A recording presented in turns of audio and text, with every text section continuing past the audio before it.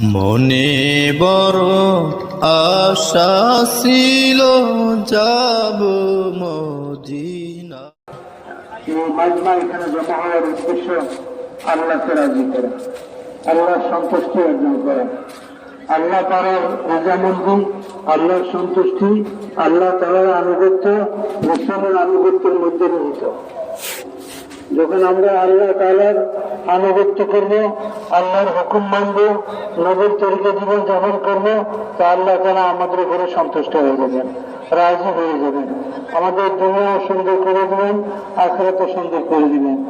এই আনুগত্য, আল্লাহকে মানা এবং আল্লাহ রাসূলকে মানা সর্ব অবস্থায় এটা যোগ্যতা ছাড়া মানুষ করতে পারবে না।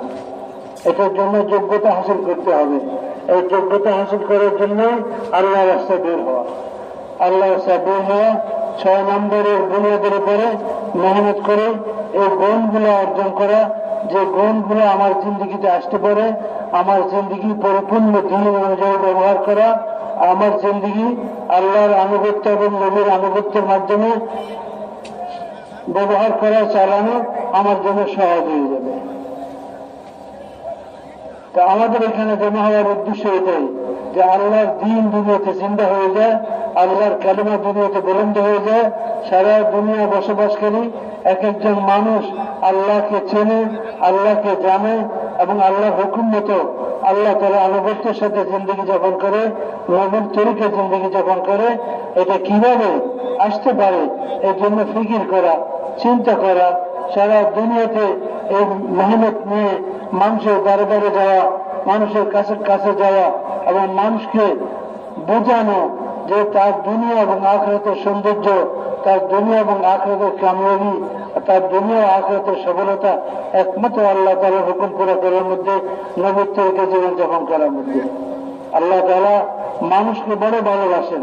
এই জন্য আল্লাহ তাআলা ফেরেশতাদেরকে বলছেন, ইন্নী জাইলুন ফিল আরদি খলিফা, হে আমার ফেরেশতারা, আমি জমিনে আমার প্রতিনিধি পয়দা করতে চাই। আল্লাহ তার প্রতিনিধি পয়দা করতে চান। ফেরেশতারা বলছিল, হে আল্লাহ, আমরা আপনার তাসবিহ পাঠ করি, আপনার পবিত্রতা বয়ন করি, আপনার সৌন্দর্য বর্ণনা করি, আপনার গুণ সিফাত বর্ণনা করি, আপনার ইবাদতে আমরা সর্বক্ষণ মশগুল থাকি, আমরা আপনার কোনো নাফরমানি করি না। তারপরেও আপনি আবার এই মখলুক কেন পয়দা করতেছেন, যে মখলুক রক্তারক্তি করবে, আপনার মধ্যে ঝগড়া বিবাদ করবে, মারামারি করবে, কাটাকাটি করবে, নাফরমানি করবে, এই মখলুক কেন আপনি পয়দা করতেছেন? আল্লাহ তাআলা বলেন, ইন্নী আ'লামু মা লা তা'লামুন, আমি যা জানি তোমরা তা জানো না। এই মখলুক সৃষ্টি করার মধ্যে কি কল্যাণ নিহিত আছে তোমরা জানো না, আমি জানি। আল্লাহ তাআলা মানুষকে বড় ভালোবাসেন। এই জন্য আল্লাহ পাক মানুষকে পয়দা করছেন এবং পয়দা করার আগে ফেরেশতাদের সামনে এলান করে দিয়েছেন। ফেরেশতারা জীবন প্রকাশ করা সত্ত্বেও আল্লাহ তাআলা তার ইচ্ছা প্রতিফলন ঘটালেন, তিনি মানুষকে পয়দা করলেন। তিনি মানুষকে পয়দা করে ফেরেশতার জগৎকে, যারা মানুষকে পয়দা করতে বিরোধিতা করেছিল, তাদেরকে হুকুম করলেন যে তোমরা তাকে সিজদা করো, তাকে সম্মান করো। তাহলে আল্লাহ তাআলার কাছে ফেরেশতাদের চাইতে প্রিয় কারা? কারা? মানুষ। মানুষ আল্লাহর কাছে ফেরেশতাদের চাইতে প্রিয়। এই জন্য আল্লাহ তাআলা মানুষকে সৃষ্টি করে ফেরেশতাদেরকে বললেন যে তোমরা সম্মান প্রদর্শন করো, এই আদমকে সিজদা করো। তোমার ভাই আদম, বনি আদমকে, মানুষকে আল্লাহ বড় মহব্বত করেন, বড় পছন্দ করেন। এই জন্য প্রত্যেক যুগে এই মানুষের পথ প্রদর্শনের জন্য, এই মানুষকে পথ দেখানোর জন্য, এই মানুষ যাতে ভুল না করে এবং সে বিপরীত পথে পরিচালিত না হয় এবং সে ধ্বংসের দিকে না যায়, এই জন্য আল্লাহ তাআলা সুনির্দিষ্ট জীবন ব্যবস্থা দিয়া, আল্লাহ তাআলা সুনির্দিষ্ট জীবন ব্যবস্থা দিয়া যুগে যুগে লক্ষাধিক নবীদেরকে আল্লাহ তাআলা বেরোতে পারেছেন। নবীরা বেগুনা, নবীরা কি? আরে ভাই বলেন না, বেগুনা। বেগুনা মানে নিষ্পাপ, যাদের কোনো গুনাহ নাই, এরকম মানুষদেরকে আল্লাহ তাআলা যুগে যুগে পাঠিয়েছেন মানুষের হৃদয়তের জন্য। এবং শুধু নবী পাঠান নাই, আল্লাহ আসমান থেকে এলেম অবতীর্ণ করেছেন, কিতাব করছেন। যেমন কোরআন এই উম্মতের জন্য, আরেক উম্মতের জন্য জাবুর, আরেক উম্মতের জন্য কি ইনজিল, আর কি বিভিন্ন উম্মতের জন্য কিতাব ছাড়াও বিভিন্ন সহিফা পাঠিয়েছেন, ছোট আকারে বিভিন্ন সহিফা পাঠাইছেন। সেগুলোর মধ্যে মানুষের নির্দেশনা ছিল যে তুমি কিভাবে জীবন যাপন করবে, তোমার রাত কিভাবে কাটবে, তোমার দিন কিভাবে কাটবে, তোমার সকাল কিভাবে কাটবে, তোমার বিকাল কিভাবে কাটবে, তুমি খাওয়া দাওয়া, তোমার ঘুম জাগরণ, তোমার বিয়ে শাদী, তোমার মানবিক বিভিন্ন প্রয়োজন, তোমার সাংসারিক জীবন, তোমার সমাজ জীবন, তোমার পারিবারিক জীবন, তোমার রাষ্ট্রীয় জীবন, তোমার ব্যক্তিগত জীবন, তোমার সমষ্টিগত জীবন কিভাবে কাটবে। তুমি মানুষ, তোমার মধ্যে আমার প্রয়োজনের চাহিদা, প্রয়োজন এবং চাহিদা তোমার মধ্যে আমি সৃষ্টি করেছি। তাই তোমার ক্ষুধার প্রয়োজন হয়, ক্ষুধার প্রয়োজন আছে, খাওয়ার প্রয়োজন আছে, ঘুমের প্রয়োজন আছে, তোমার মধ্যে ঘুমের চাহিদা আছে, খাওয়ার চাহিদা আছে, ক্ষুধার চাহিদা আছে, পিপাসার চাহিদা আছে। এই জন্য পিপাসা পূরণ করতে হয়, ক্ষুধা দূর করার জন্য খাইতে হয়, পিপাসা দূর করার জন্য পানি পান করতে হয়, এবং শরীর স্বাস্থ্য ঠিক রাখার জন্য, ক্লান্তি দূর করার জন্য ঘুমাইতে হয়। এসব কিছু আছে, কিন্তু এগুলোকে তুমি কিভাবে আদায় করবে, কি নিয়মে আদায় করবে? তুমি কি স্বাধীন? তুমি কি তোমার জীবনের সম্পদের মালিক? আমি তোমার পয়দা করছি, তুমি তোমার জীবনের মালিক নও, তুমি তোমার সম্পদেরও মালিক নও। যা সম্পদ তোমার আমি দিচ্ছি সেগুলোর মালিক আমি। আমার ইচ্ছার বাইরে সম্পদ কোথাও অন্যভাবে আয় করতে পারবে না, আর কোথাও অন্যভাবে খরচ করতে পারবে না। তাই আমি তোমাকে এক সুনির্দিষ্ট জীবন পদ্ধতির ভিতরে আটকে দিলাম, এর বাইরে চলতে পারবে না। এর বাইরে যদি চলো তো তোমার পরিণতি অত্যন্ত ভয়াবহ হবে, জাহান্নাম হবে। কি হবে? জাহান্নাম হবে তোমার পরিণতি। যদি আমার বাতানো আসমান থেকে নাজিল করা, অবতীর্ণ করা শরীয়ত সুন্নত দিক নির্দেশনার বাইরে যদি জীবন যাপন করো তো কঠিন থেকে কঠিন আযাবের সম্মুখীন হবে, তুমি কল্পনাও করতে পারবে না সেই আযাব আমার কত কঠিন হবে, সে আযাব আমার কত কঠিন হবে। এমন জাহান্নাম, যে জাহান্নাম থেকে একটা লোককে যদি বাইর করে নিয়ে আসা হয় আর দুনিয়ার আগুনের মধ্যে ফেলা হয় তাহলে সে ঘুমিয়ে যাবে। আরে ভাই কথা বুঝছে না? কি বোঝানো হলো যে আগুন, জাহান্নামের আগুন অনেক গরম, অনেক গরম। এই দুনিয়ার আগুনের চাইতে 70 গুণ বেশি গরম।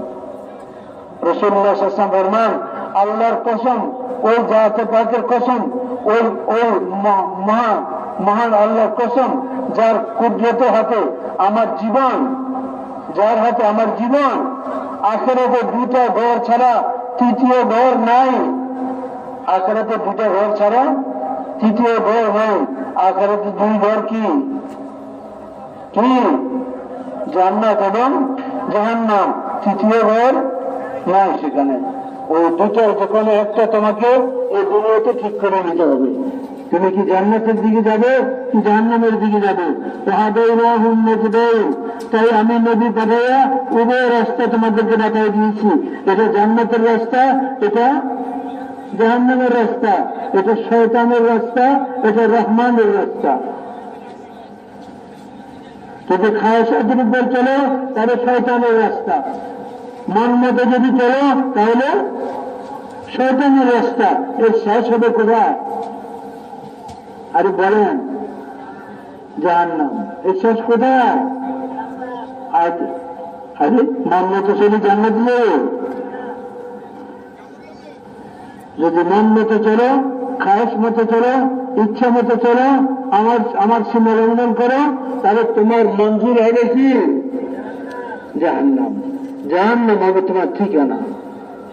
আর যদি আমার বাতানো তরিকায়, আমার নবীদের বাতানো তরিকায়, নবীর অনুকরণে আমার আনুগত্যের সাথে জিন্দগি যাপন করো, তাহলে তোমাদের পরিণতি হবে জান্নাত। সেই জান্নাত কিরকম হবে তোমরা কখনো চিন্তাও করতে পারবে না। আদাত্তু লিইবাদি আস-সালিহিন মা লা আইনুন রাআত ওয়ালা উযুনুন সামা'আত ওয়ালা খাতারা আলা কলবি বাশার। আমি আমার নেক বান্দা-বান্দীদের জন্য, যারা আমার আনুগত্য স্বীকার করে নেবে, যারা আমার নবীর আনুগত্য স্বীকার করে নেবে, আমার ইচ্ছা মতো আমার নবীর তরিকা মতো জীবন যাপন করবে, আমি আমার সে সমস্ত বান্দা বান্দীদের জন্য এমন জান্নাত তৈরি করে রেখেছি কোন চক্ষু কখনো দেখে নাই, কোন চক্ষু কখনো দেখে নাই, আর কোন কান কোনদিন শুনে নাই, আর কোন অন্তর কোনদিন চিন্তাও করে নাই যে এত সুন্দর জীবন, এত সৌন্দর্য, এত ভোগ বিলাসিতা, এত আরাম আয়েসের ব্যবস্থা হতে পারে মানুষের অন্তর কোনদিন কল্পনা করে নাই, চিন্তা করে। মানুষের চক্ষু কোনদিন দেখে নাই, মানুষের মন কোনদিন চিন্তা করতে পারে নাই, মানুষের কান কোনদিন শুনে নাই। এমন ব্যবস্থা আমি জান্নাতের মধ্যে রেখেছি যে জান্নাতের একটা ইট সোনার হবে, একটা ইট রূপার হবে, পিওর সোনা হবে। কি সোনা? হ্যাঁ, দুনিয়াবি স্বর্ণ নয়, এটা আখিরাতের স্বর্ণ, পিওর স্বর্ণ, যেটা কাঁচের মতো সাফ হবে, কাঁচের মতো সাফ হবে। জান্নাতের দেওয়ালগুলা একটা ইট হবে স্বর্ণের, একটা ইট হবে রূপার, চাঁদি। আর বাইরে থেকে ভিতর দেখা যাবে, ভিতর থেকে বাহির দেখা যাবে। তবে সেই সোনা চাঁদিগুলা কিরকম স্বচ্ছ হবে, সেই স্বর্ণ চাঁদিগুলা স্বর্ণ রঙে আছে, চাঁদির রঙে আছে, কিন্তু স্বচ্ছ পরিষ্কার আয়নার মতো। কিসের মতো? আয়নার মতো। জান্নাতের যে জমিন হবে একটা ছড়ি রাখার পরিমাণ জায়গা, জান্নাতের জমিনের একটা ছড়ি ছিল। আরে ছড়িওয়ালা কেউ নাই, সব জোয়ান, বুড়ো কেউ নেই। কই ছড়িওয়ালা? আপনার তো বুড়া না, আপনার তো জোয়ান। ছড়ি দেখছেন না? লাঠি জান্নাতের মধ্যে একটা লাঠি পরিমাণ জায়গার দাম এই দুনিয়াকে বহুবার বিক্রি করলেও হবে না। আর এই দুনিয়া নিয়ে পাগল হয়ে গেছি তোমরা। এই দুনিয়ার মায়া মমতা, এই দুনিয়ার ভোগ বিলাসিতা, এই দুনিয়ার মাটির তৈরি মাটির তৈরি হরদেরকে দিয়ে দেখে পাগল হয়ে গেছো। জান্নাতের হরদের কথা চিন্তা করো, জান্নাতের হরদের কথা চিন্তা করো, যাদের যৌবন কোনদিন শেষ হবে না, যাদের যৌবন কোনদিন শেষ হবে না, যাদের রূপ লাবণ্য কোনদিন হবে না, কি হবে না, বিবন্ন হবে না, যাদের কোনদিন মৃত্যু হবে না, যাদের ভিতরে তাদের স্বামীদের প্রতি মহব্বত স্পষ্ট দেখা যাবে, যাদের বুকের ভিতরে সে তার স্বামীকে কতটুকু মহব্বত করে এটা স্পষ্ট দেখা যাবে, তাদেরকে যদি 70 জোড়া শাড়ি পরানো হয়, 70 জোড়ার কাপড় পরানো হয়, সে কাপড়গুলো এত মিহিন হবে। আল্লাহ কি বলতাম, ওদের দুনিয়া কোনো কারখানা আছে, সেই কাপড়গুলো এত মিহিন হবে, ওই কাপড়ের ভিতর দিয়ে 70 জোড়া কাপড়ের ভিতর দিয়ে ওই হুরের চামড়া, গোস্ত, হাড্ডির ভিতরে মগজ নজর আসবে। ওই হুর এত সুন্দরী, তার রূপ লাবণ্য এত বেশি, তার গায়ে এত সুগন্ধি, তারে আল্লাহ পয়দা করছে মুশকে জাফরান দিয়া, মাটি দিয়ে না। আমাদেরকে পয়দা করছে, আর আমাদের দিদিদেরকে পয়দা করছে মাটি দিয়া। এগুলো এই জন্য এগুলোকে বলে হুরুর তিন, এগুলো হলো মাটির হুর। মরলে মরি যাবে, আবার মরলে পছন্দ হবে, এটা বুঝতে পারছেন না। কয়েকদিন গোসল না করলে সারা শরীরে দুর্গন্ধ ছড়াই ফেলবে, কিছুদিন মাথা না আসলে ও কোনো গিজ করবে, এটা বুঝে আসছে। যদি ভালো করে ব্রাশ না করে, মেসওয়াক না করে, তাহলে মুখের মধ্যে দুর্গন্ধ পয়দা হবে। এই হলো দুনিয়ার বিবি আর দুনিয়ার হুর। আর জান্নাতের হুরদের সম্পর্কে বলা হয়েছে তাদেরকে আল্লাহ পয়দাই করছেন খুশবু দিয়ে। ওদেরকে পয়দাই করা হয়েছে খুশবু দিয়ে, মাটি দিয়ে না। আরে বুঝাতে পারলাম না, বুঝছেন? ওদেরকে মাটি দিয়ে পয়দা করে না, কি দিয়ে? খুশবু দিয়ে, সুগন্ধি দিয়ে পয়দা করছে, মুশকি জাফরান দিয়ে পয়দা করছে, আম্বর দিয়ে পয়দা করছে। ওরা এখনো আছে, ওরা এখনো আছে, জিন্দা আছে। জান্নাতের বাগানের মধ্যে, জান্নাতের ঝর্ণার মধ্যে সাঁতার কাটতেছে আর খেলতেছে আর গাইতেছে আর অপেক্ষায় আছে স্বামীরা কখন আসবে, স্বামীরা কখন আসবে এই অপেক্ষায় আছে। জান্নাতের হুর আল্লাহ তাআলা, আল্লাহ বলেন যে বান্দা দুনিয়াতে একটু মুজাহিদা করো, একটু কষ্ট করো, একটু সবর করো, একটু ধৈর্য ধারণ করো, মন মতো চলিও না, খায়স মতো চলিও না, শয়তানের ইচ্ছা মতো চলিও না। এই জানমাল যা তোমারে দিছি, এই স্বাস্থ্য শরীর, এই জ্ঞান বুদ্ধি যা কিছু তোমারে দিছি, এগুলো সব আমার, তোমার না। আমি তোমারে দিছি, তোমার মালিক বানায়, তোমার কাছে আমানত রাখছি। আমি তোমারে বলে দিছি ইন্নাল্লাহ ইশতারা মিনাল মুমিনিনা আনফুসাহুম ওয়া আমওয়ালাহুম বিআন্না লাহুমুল জান্নাহ। মুমিনের জান ও মালকে আল্লাহ জান্নাতের বিনিময়ে খরিদ করে নিয়েছেন। খবরদার, আমি তোমার কাছ থেকে জানমাল খরিদ করে নিয়ে তোমার কাছে আবার আমানত রাখছি। জান্নাতের রাস্তা ছাড়া অন্য কোনো পথে যদি ব্যয় করো তো কিয়ামতের ময়দানে কঠিন আযাবের সম্মুখীন হতে হবে। তোমাকে প্রশ্ন করা হবে, কে তোমাকে জবাব দিয়েছিল? কেন তুমি আমার দেওয়া জানমালকে জান্নাতের রাস্তা ছাড়া অন্য রাস্তায় ব্যবহার করলা? কথা বুঝে আসছে? হুররা অপেক্ষা করতেছে আর আল্লাহর কাছে বলতেছে, আল্লাহ আমাদেরকে যাদের জন্য পয়দা করলেন তার আইন করবে, আর কোথা তুমি অপেক্ষা করবো?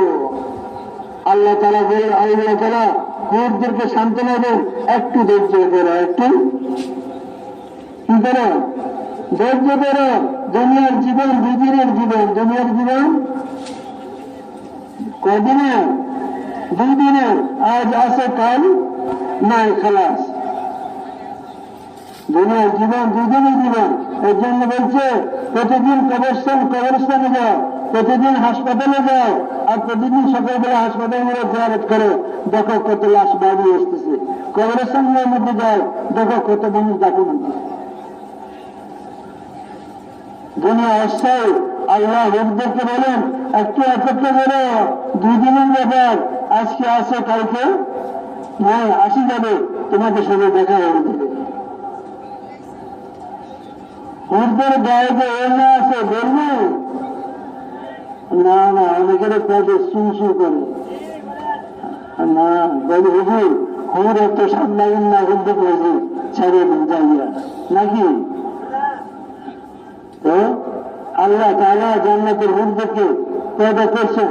এবং মেরে ভাইয়ের বুঝুন, তাদের শরীরে এত সুগন্ধি যে বলছে যে ওড়না তাদের গায়ের সাথে লাগা আছে, যে ওড়না তাদের গায়ের সাথে, ওই ভালো রাখি, হুরদের গায়ের সুগন্ধি কোন কসমেটিক না, হুরদের গায়ের সুগন্ধি কোন কসমেটিক না, হুরদের চেহারার লাবণ্য কোন কসমেটিকের কারণে না। এটা ভালো করে বুঝি। কসমেটিক তো পচা, কসমেটিক কি পচা জিনিস, এগুলো দেশের জিনিস দিয়ে বানায়। যদি ভালো করে খোঁজ করে নেন তাহলে জিন্দিগিতে মুক্তি লাগাবেন, চেষ্টা করবেন না। আর যারা কসমেটিক ব্যবহারে অভ্যস্ত হয়ে যায়, ঠোঁটে গালে অভ্যস্ত হয়ে যায়, ওদের চেহারা যদি কোনোদিন এগুলো বন্ধ করে তাহলে এমন বৃষ্টি হয় যেটা করতে নাই, চোখের চেহারার লাবণ্যতাকে নষ্ট করে দেয়, ত্বকের লাবণ্যতাকে নষ্ট করে দেয়। এরা যারা ব্যবহার করে তাকে সারা জীবন ব্যবহার করতে হবে। এই ময়দা আর আটার এর কসমেটিক, কথা দিচ্ছে জান্নাতের হুরদেরকে আল্লাহ কসমেটিক দিয়ে তাদের লাবণ্যতা, তাদের সুগন্ধি না, বরং নির্মল সুগন্ধি দিয়ে তাদেরকে সৃষ্টি করা হয়েছে। তাদের চেহারার লাবণ্য কখনো কমবে না, নষ্ট হবে না। তাদের গায়ে যে ওড়না আছে, হাদিস ভাগের মধ্যে আছে, যদি আসমান থেকে ওই ওড়নাটাকে জমিনের দিকে ঝুলিয়ে দেওয়া হয়, যদি আসমান থেকে ওই ওড়নাটাকে জমিনের দিকে ঝুলিয়ে দেওয়া হয় তো সারা পৃথিবী খুশবুতে ভরে যাবে। সারা পৃথিবী খুশবু দেন ভরে যাবে। এরা কোনোদিন স্বামীর নাফরমানি করবে না, স্বামীর নাফরমানি করবে না, কোনোদিন স্বামীকে কষ্ট দিবে না, প্রতি মুহূর্তে স্বামীকে আনন্দ দেওয়ার জন্য চেষ্টা করবে। এই জন্য হাদিসে আছে, কোন মহিলা যদি রাত্রে স্বামীকে অসন্তুষ্ট করে, স্বামী কোনো কিছু তার কাছে চাইছে, সে দিতে অস্বীকৃতি জানাইছে, স্বামী মনে কষ্ট দেওয়া একদিকে ফিরে শুয়ে গেছে, সারা রাত ফেরেশতারা এই মহিলার উপর অভিশাপ দেয়, লানত করে, এবং জান্নাতের হুররা বলে যে আর অল্প কয়টা দিন, আর অল্প কয়টা দিন, অতি সত্তর সে আমাদের কাছে পৌঁছে যাবে, আমাদের স্বামীরা আমাদের কাছে এসে যাবে, তোমরা একটু সবর করো, তোমরা আমাদের স্বামীদেরকে কষ্ট দিও না। আল্লাহ তাআলা বলেন, আমি এমন এক জীবন, স্বচ্ছ জীবন, সুন্দর জীবন তোমাদের জন্য তৈরি করে রাখছি, বিনিময়ে তোমাদের কাছে কি চাই? দুনিয়া চায় না, তোমাদের কাছে ধন সম্পদ চায় না, ধন সম্পদ আমার কাছে প্রচুর পরিমাণ, যার কোনো সীমা নেই। যা কিছু তোমাদের কাছে আছে, ব্যক্তিগত পর্যায়ে, সমষ্টিগত পর্যায়ে, সারা দুনিয়াতে আবিষ্কৃত অনাবিষ্কৃত সব ধন সম্পদের মালিক কে? আল্লাহ। আল্লাহর খাজানা, আল্লাহর তৈবানিতে কোনো কমি নেই। আসমান জমিনের বান্দারের মালিক কে? আল্লাহ। আল্লাহর কাছে কোনো দোষ আবার নাই। আল্লাহ বলেন, আমি তোমাদের কাছে বিনিময়ে কিছুই চাই না, আমি শুধু চাই তোমরা আমার হয়ে জীবন যাপন করো। কার হয়ে? আমার হয়ে জীবন যাপন করো। কেমনে আল্লাহর হয়ে জীবন যাপন করবো, এটা শিখানোর জন্য যখন নবীরা আসছেন, মানুষকে শিখেছে। এখন দোষটা বুঝবো, সর্বশেষ নবী আসছেন হযরত মুহাম্মদ মুস্তাফা সাল্লাল্লাহু আলাইহি ওয়াসাল্লাম। তারপরে আর কোন নবী আসবেন না, আর কোন নবী, ইনি শেষ নবী, সর্বশেষ নবী, সমস্ত নবীদের ইমাম, সমস্ত নবীদের সরদার। আল্লাহ তাআলা ওনাকে ওই দাওয়াতের কাম দিয়া দুনিয়াতে পাঠাইছেন, যে কাম দিয়ে আল্লাহ অন্যান্য নবীদেরকে পাঠিয়েছেন। অন্যান্য নবীদেরকে অল্প সংখ্যক মানুষের কাছে পাঠাইছেন। একটা এলাকা, একটা আবাদি, একটা গ্রাম, একটা শহর, একটা দেশ ভিত্তিক ওই নবীরা আসছে। কিন্তু হুজুর সাল্লাল্লাহু আলাইহি ওয়াসাল্লামকে যে আল্লাহ পাঠিয়েছেন কতটুকু এলাকার জন্য বলেন না? সারা বিশ্বের জন্য। উনি বিশ্ব নবী, উনি আলমী নবী। ওমা আরসালনাকা ইল্লা কাফাতান লিন-নাস বাশীরান ওয়া নাযীরা ওমা আরসালনাকা ইল্লা কাফাতান রাহমাতান লিল আলামিন। ওমা আরসালনাকা ইল্লা রাহমাতান লিল আলামিন। তো আমি আপনাকে সমগ্র মানব জাতির জন্য ভয় প্রদর্শনকারী এবং সুসংবাদদানকারী হিসেবে পাঠিয়েছি। আমি আপনাকে সারা বিশ্বের জন্য রহমত স্বরূপ পাঠিয়েছি। আল্লাহ তাআলা হযরত মুহাম্মদ সাল্লাল্লাহু আলাইহি ওয়াসাল্লামকে সারা দুনিয়ার জন্য নবী বানিয়ে পাঠিয়েছেন। আর কোন নবী তারপরে আসবে? আর কোন নবী আসবে না। এই জন্য নবুয়তের কাম, দাওয়াতের কাম, তাবলীগের কাম, যেটা প্রত্যেক নবীর জিম্মেদারি ছিল। নবীরা চলে গেছেন, পরবর্তী নবীরা আসতেন, নবী আসতেন, আর দাওয়াতের কামকে সামলেছেন, সামনে বাড়াইছেন।